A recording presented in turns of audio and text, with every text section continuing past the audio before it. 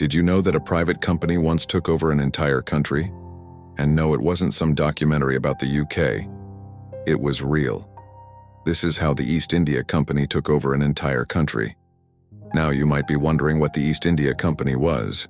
Well, it was a private company chartered by the British monarch in 1600 to trade with the East Indies, which is basically a fancy way of saying they were allowed to go to Asia and do whatever they wanted there. Now don't get me wrong, they did some good things like introduce the world to new foods like spaghetti, which we now all love, but their main goal was to get rich. And boy, oh boy, did they do that. In fact, they got so rich and powerful that in many parts of Asia, people started to believe that the British Queen was actually a goddess who had sent her servants to collect taxes from her devoted subjects.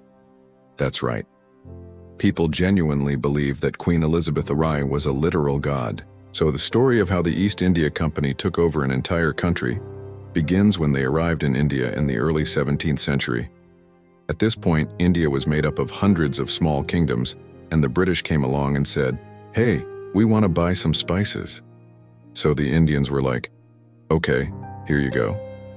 And then the British were like, "Yeah, that'll be 1,000 rupees." And then the Indians were like, "Wait, we only agreed to sell you the spices for 1 rupee." And then the British were like, "Oh yeah, well, we're the British and you're not, so back off." And then the Indians were like, "But we have the spices right here and you don't seem to have any." And then the British were like, "Ah man, you got us there. Fine, we'll pay you the 1 rupee. But can we also have your entire country?" And the Indians were like, Sure, whatever. Here you go." Of course, it didn't actually happen quite like that. It took them a bit longer than one short to take over India. But that's kind of the point, it's a really long story.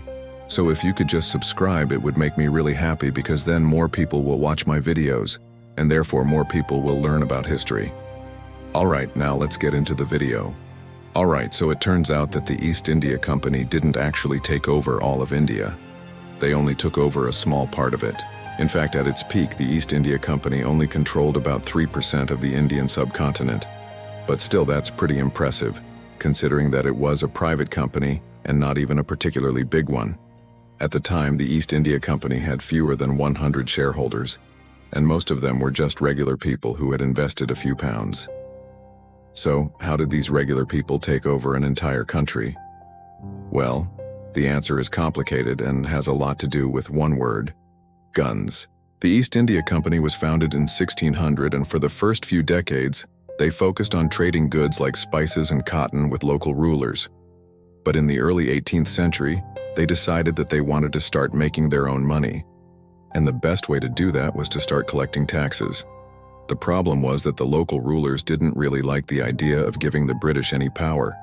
So the British did what any reasonable people would do and bought some guns. Okay, that's not actually reasonable at all, but that's what they did. So the East India Company started hiring soldiers and setting up forts all over India.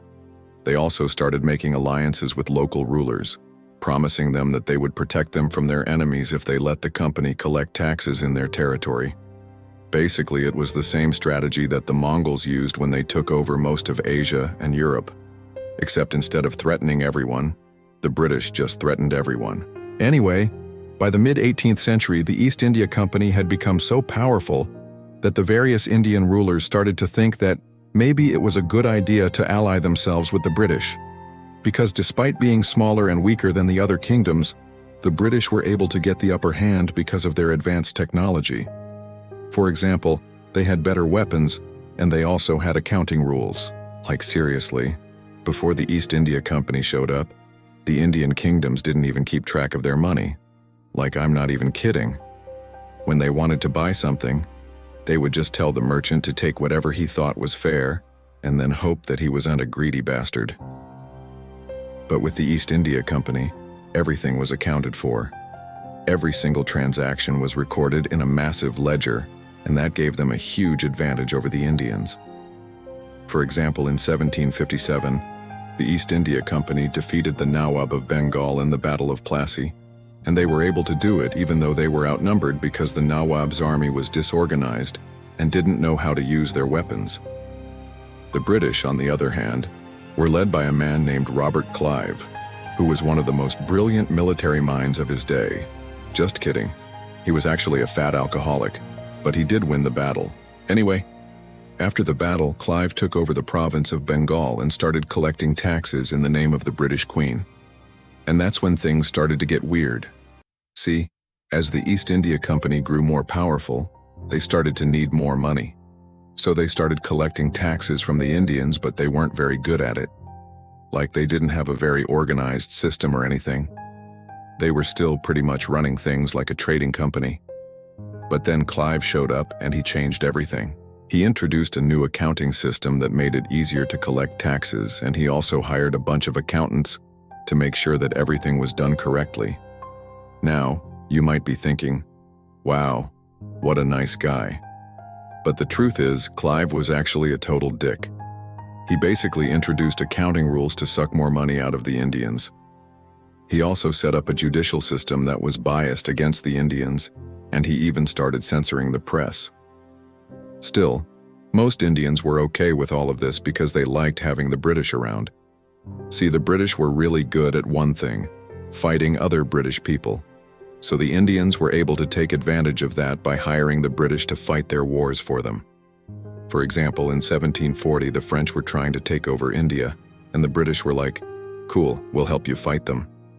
And then the French were like, wait, we're your allies.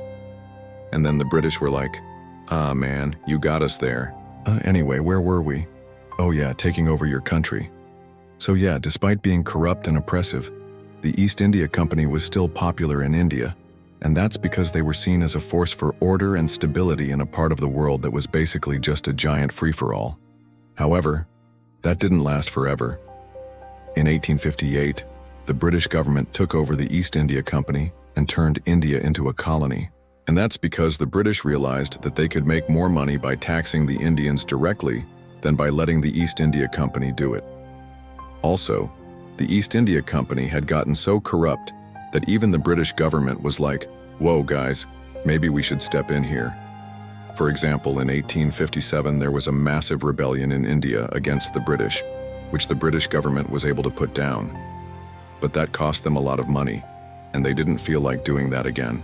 Anyway, the British government took over the East India Company and started ruling India directly. And they kept doing that until 1947, when they finally gave up and let India become independent. So yeah, the East India Company was basically a group of British businessmen who took over an entire country. It's a crazy story, but it's also a true one. And I hope that you enjoyed learning about it. If you did, please subscribe. And if you want to watch another one of my videos, I recommend this one. It's about why the Soviet Union fell apart. Thanks for watching.